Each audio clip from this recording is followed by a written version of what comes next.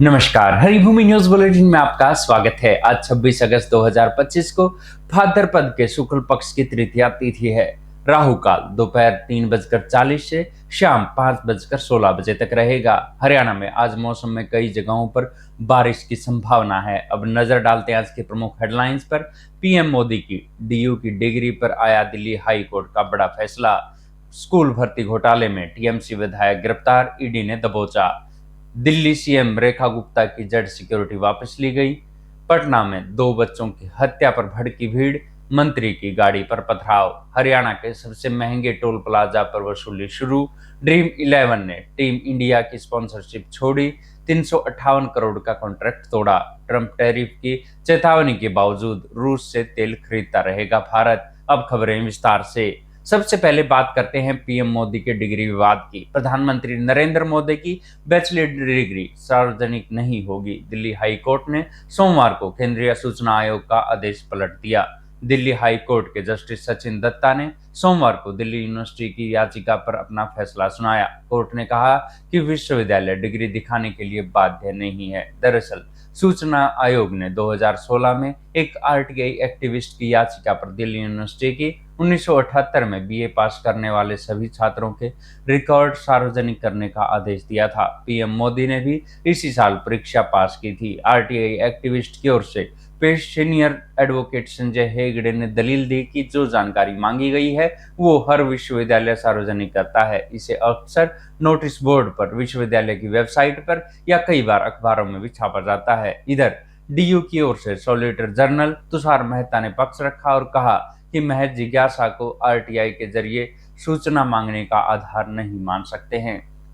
अब खबर पश्चिम बंगाल से। परिवर्तन निदेशालय ईडी ने सोमवार को स्कूल भर्ती घोटाले में टीएमसी विधायक जीवन कृष्ण शाह को गिरफ्तार किया है। ईडी की रेड की सूचना मिलते ही विधायक दीवार फांदकर भागने की कोशिश करने लगे, जिसमें उनके कपड़े भी कीचड़ में सन गए। इस दौरान शाह ने मोबाइल फोन भी नाले में फेंक दिया, जिसे ईडी ने बरामद कर लिया है। शाह मुर्शिदाबाद के बुरवान के से विधायक हैं। ईडी की तरफ से दर्ज किए गए मनी लॉन्ड्रिंग केस में टीएमसी विधायक शाह और उसके रिश्तेदार और सहयोगी आरोपी हैं।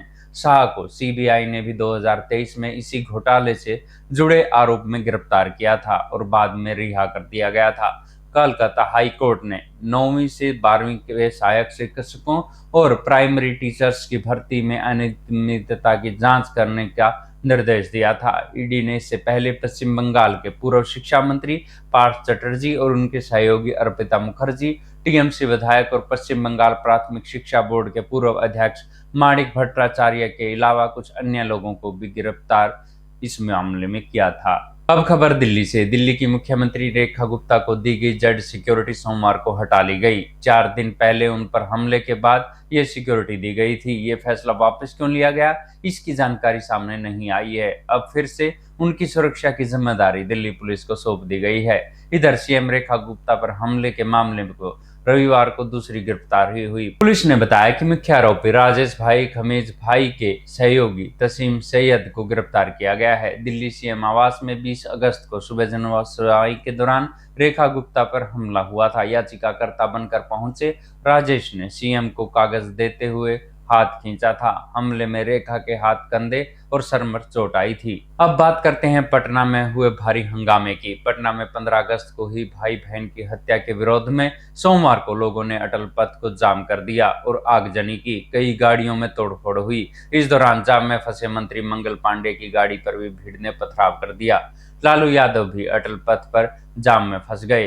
पुलिस ने भीड़ को हटाने के लिए हल्का बल प्रयोग किया। बता दें कि 15 अगस्त की शाम को पटना में इंद्रीपुरी में कार से 5 से 7 साल के भाई बहन की डेड बॉडी मिली थी। दोनों मोहल्ले में ही एक टीचर के यहाँ ट्यूशन पढ़ने गए थे, लेकिन देर शाम तक नहीं लौटे।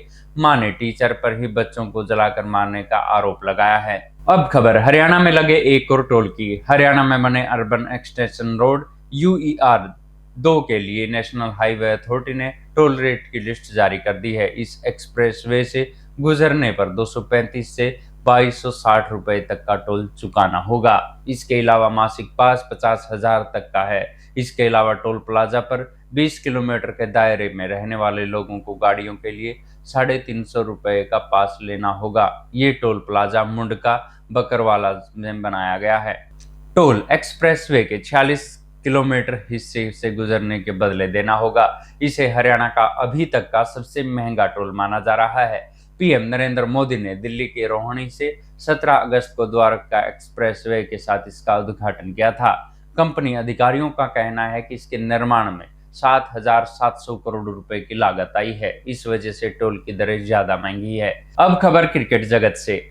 भारतीय संसद में ड्रीम 11 जैसी रियल मनी गेमिंग प्लेटफॉर्म पर बैन लगाने का अक्सर दिखाई देने लगा है। एशिया कप 2025 से पहले ड्रीम 11 ने भारतीय क्रिकेट टीम से लीड स्पॉन्सर से हटने का फैसला लिया है।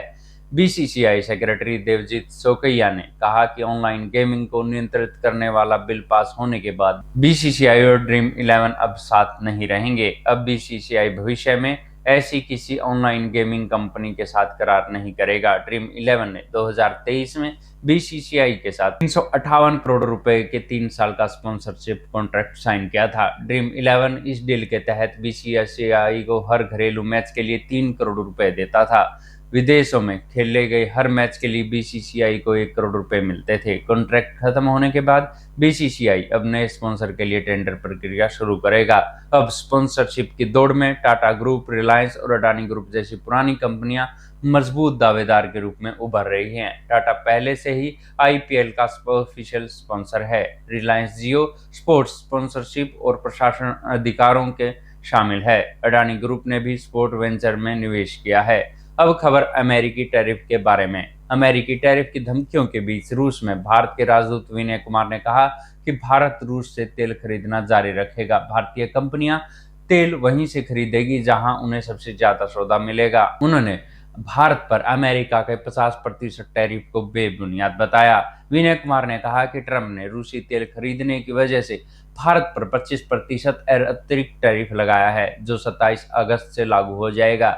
इससे पहले ट्रंप जुलाई में भारत पर 25% टैरिफ लगा चुके हैं। इससे आने वाले दिनों में भारतीय सामान के आयात पर अमेरिका में 50% टैरिफ देना होगा। भारत में रूसी डिप्लोमेट रोमन बाबुशिन ने कहा 20 अगस्त को बताया कि भारत को रूस के कच्चे तेल पर करीब 5% की छूट मिल रही है। भारत चीन के बाद रूसी तेल का सबसे बड़ा खरीदार है। यूक्रेन युद्ध से पहले भारत रूस से सिर्फ 68,000 बैरल प्रतिदिन तेल इंपोर्ट करता था। मई 2023 तक ये बढ़कर 20 लाख बैरल प्रतिदिन हो गया, जबकि 2025 में जनवरी से जुलाई तक भारत हर दिन रूस से 17.8 लाख बैरल तेल खरीद रहा है। पिछले 2 साल से भारत हर साल 130 अरब डॉलर से ज्यादा का रूसी तेल खरीद रहा है। अमेरिका चाहता है कि भारत अब रूस से तेल खरीदना बंद कर दे, क्योंकि ये पैसा यूक्रेन के साथ युद्ध में प्रयोग हो रहा है।